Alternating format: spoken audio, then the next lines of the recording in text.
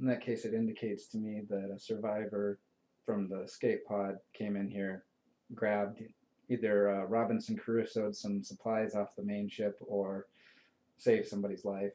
So I will comm over to the guys in the ship, see if I can get a hold of them. Yeah, I suppose I could probably have the droid still interpreting for me through the comlink. It was something I just considered. Give me intelligence computer, I think. Or you could just look over at Tim and have the droid say, "Make a damn phone call." It's more fun this way. Okay, well, I'll give it a shot, and when that fails, I'll do the. I'll go through it. Make a damn Is it a phone chance call. die? Oh yeah, it's a chance die. Chance die. I got a 9, but that's not gonna matter because it's a chance die. So no such luck. Okay, yeah, you're like, and the droid's translating.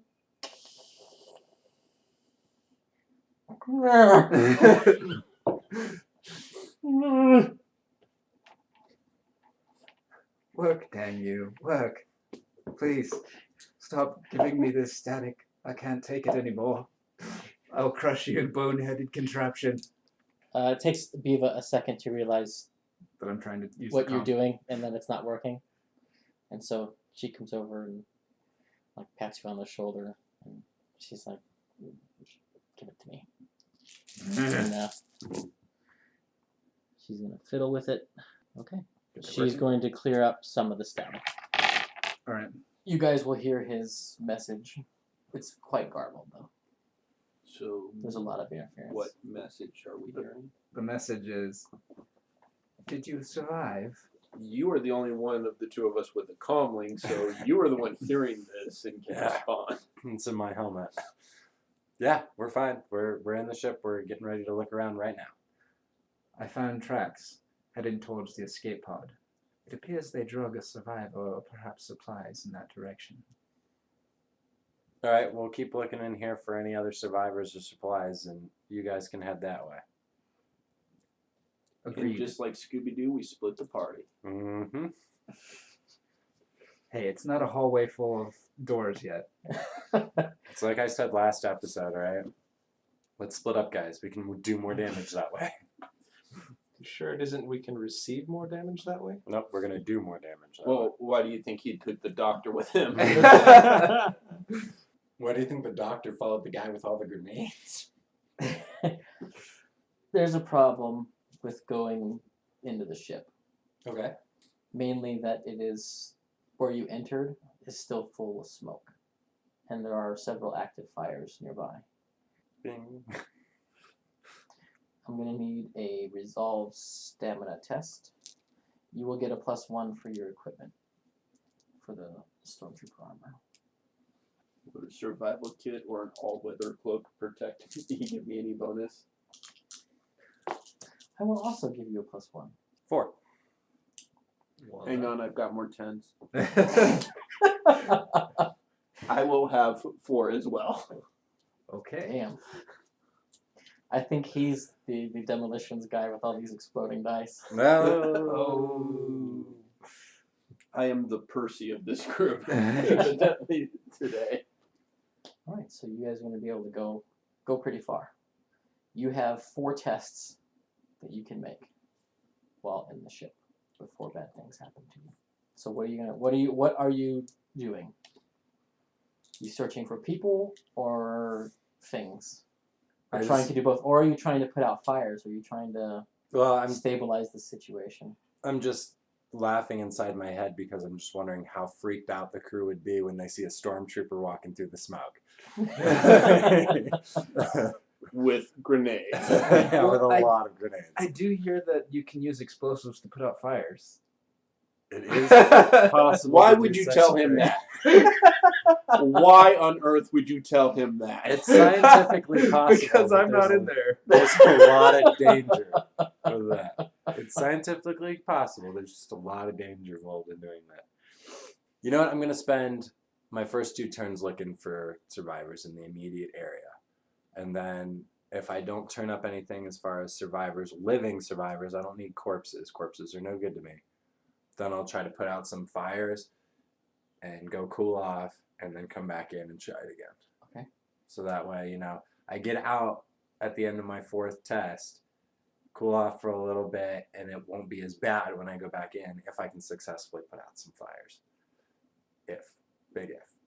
I came in strictly because I didn't feel like any of us should be alone. So while he is searching for survivors or whatever, I will be trying to put out fires so that we can survive better. Okay. Looking for survivors is going to be a wits investigation. +1 for my helmet. Putting out fires is going to be stamina crafts. Rugged for you, dude. Yes, especially since I have a 3 in stamina and nothing in craft, which leaves me with a chance to die. Ouch! Ouch! Or I can make it a double attribute test just with a higher threshold. You are the GM. It will be whatever you decide. It will be a chance diverse, whatever you tell me to roll. I'm okay with either. Wait. Okay. Can I rewind? No? All right. So, what would you like me to roll? Go ahead and make me. Stamina? Yeah. Or I think, stamina composure. no. I think wits stamina is the right one. All right. So that takes me from a chance die to 5 die. Just one success doesn't do anything. Which, with all 3 those for the guys- first roll. Okay. These are extended tests. Thank you. 2 on the first roll. 3 on the second roll. So you have a total of 6. Yeah. 2 on the second roll, so I have a total of 4. Okay. Yeah, but I got. So in your effort to find survivors, you find none. None so far? Alright, then I'm going to go with what I originally planned on doing, and that's putting out fires. So the original roll was stamina crafts, correct? Yes. So with a lower threshold. 3 on my third roll, So which that's a puts me total at of 7. And then we should be leaving before the 4th test, right? Or we have 4 No, you have tests. 4 tests before the effects get too much for you. And then 3 more for a total of 10. And those last 2 rolls, I got 7 to help put out fires. Which gives us a total of 17 for the 4 rounds. It's different. We're working different fires, sir. Different ways. 17 is higher. It's relatively easy for you to find the DC extinguishers that are around, that are nearby. You start working the fires. Because you have no experience with crafts, you're basically just trying to hit the biggest flames or the smallest flames first. Like you're trying to do what I'm you hitting can. the tops of the flames instead of the base. Yeah. And so it's a little slower going for you, getting stuff put out. You reach the conclusion there's no one alive, at least nearby here. Most of the dead were killed in the explosion. A couple people look like, as you got away from that impact zone, as you worked your way forward of the impact zone, more bodies were death. They died on impact. There's fewer shrapnel wounds. There's some burning, but it's obvious they didn't die from that. So you make your way back. You see he's been trying to put fires out. I just sigh. He's extinguished like 2 of the canister Damn it, Dan. extinguishers. I'm a doctor, not a firefighter. And you come in and you're like, and yeah, it's amazing how well he's doing in putting out these fires compared to what you've been doing. You want to climb in the ship again? In half the time he does as well as you did putting out. So basically you guys have about 50 meters of the deck that you're on that you've managed to put the fires out, and also all of any smoldering that's around the impact hole of where you crawled in. So we can. So it's basically you've put everything that's around here out, plus about 50 meters in either direction, and into the ship. So you've got a nice little area that the fire is out. And we can be comfortable here taking 15 minutes and then going back in and doing it again? No, you realize the scrubbers in your helmet are clogged. Oh. And you soaked your all-weather cloak in water and soaked and put it over your face. That's all dry now, and like you notice your cloak is starting to smolder and stuff. But you guys will have to leave the ship. Like you still have smoke and stuff in the area where you put the fire out because it's being pulled in. Yeah. Because now you've created a chimney situation almost, where the fires above are drawing the smoke that had been billowing through the ship now coming back this way. So you have to get out. All right, let's take 5. Let's step on out and clean out my scrubbers a little bit and re-wet your cloak, and we'll try it again. So we got to make the roll to get out. Dexterity athletics. 3 successes. Oh, not as quick. Our way. I just, It can Don't be want you to trickier feel getting bad. down than going up. You know what? I got 3 successes too, so I can't pace this time. it's because I held back so you wouldn't look like an idiot again. Oh, thanks, buddy. Yeah, you guys are sort of sliding down this time. It's a lot easier to see the loose debris coming down than it was climbing up. So you're able to use some of that to your advantage and get down and out of the hole that you were in. I'm just gonna get out and look at my arm and go, I always wanted to be a shadow trooper. It's certainly not as bright and shiny white as it was before.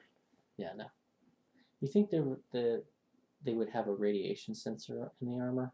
I don't think they would. It depends on what the power source is for the engines, I would say.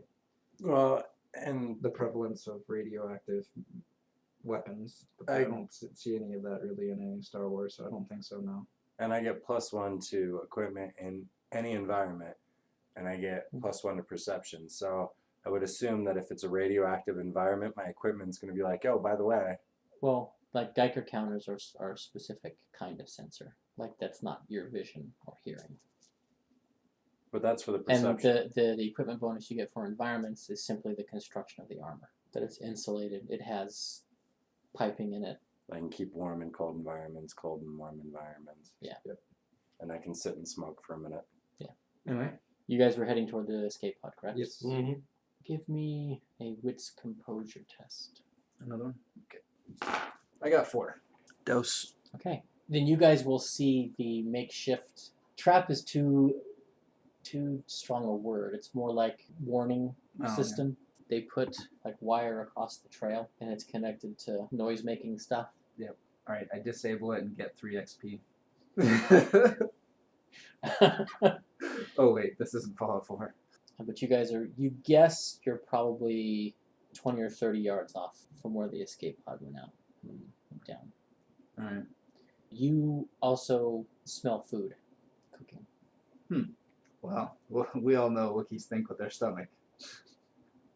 Does it look like I can easily step over this little trap thing or warning thing? Yes. Alright.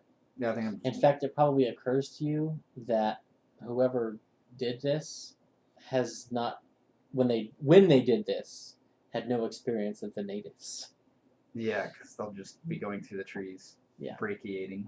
Yeah. Alright. Then, yeah.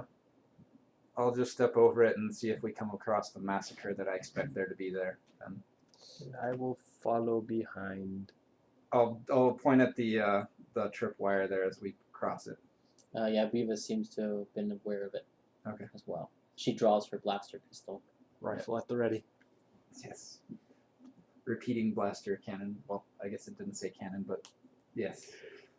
I picture it being that weapon that the rebels have at Hoth in the trenches, like the man-used ones. You approach the escape pod, and as you get within about 10 yards, even you guys, the humans, or the non-Wookiees, the non-people with enhanced senses, because I guess technically all of you are Oh, yeah. aliens. Yeah. I mean, you don't have any mechanical thing, but Yeah. that gives you a benefit, but they do seem to smell better than humans. It becomes evident that you smell the propellant from the engines, and you definitely recognize it as spent propellant, as the pilot. And there is speaking going on. There's a conversation going on. Stop for a second and listen. Okay. Give me a stealth test. Good at this. Dexterity stealth. You know what? Do I really want to get this? Nah, I don't really think I care if they detect me or not. They detect me. 4. They hear the Wookiee crashing through the undergrowth, but they don't notice the Doug beside him. Because who would?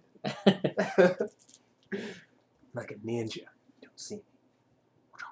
Well, this is kind of your native terrain as well. I mean, Wookiees are native to trees as well, but so are Dougs. Mm. Well, Dougs are arboreal. Arboreal. Yeah, they live in the treetops. Hmm. I mean, technically the Wookiees Yeah. kind of do too, but Yeah, they build their houses in the treetops. their method of locomotion through the canopy is different. I'm gonna make a roll here. Dice for this. They are speaking in basic. Okay. They're saying we don't want any trouble. We just want to get off the planet. Well, you can't. You belong to Kanwu. Sort of the accent is weird. You've never heard it before. Not even you. Mr. Spacer. Wow. It's not quite a baritone, but it's also slightly feminine. Hmm. And I think that's where we're going to end this episode. Tune in next time when we find out what these guys are going to do. If a fight breaks out or if they can talk, get some intel.